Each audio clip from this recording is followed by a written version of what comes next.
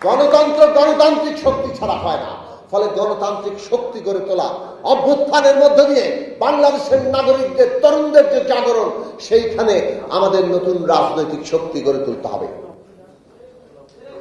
সেইটা যদি আমরা গড়ে তুলতে পারি, তবেই আজকে আমরা এই নতুন বন্দোবস্তে যা যা চাই, কেউ খাবে তো কেউ খাবে না, তা হবে না, তা হবে না।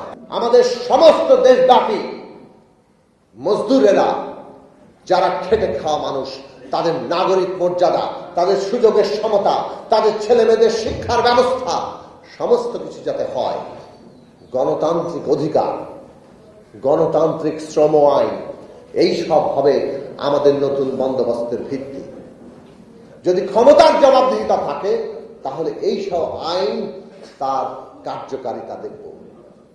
আমরা দেখব যে সরকার অফিস খুলে বসবে আর তার লাখ লাখ কর্মচারীরা তাদেরকে আউটসোর্সিং হিসাবে দাসত্বের মতো ব্যবহার করবে। এইরকম বাংলাদেশ তখন আর প্রতিষ্ঠিত হতে পারবে না।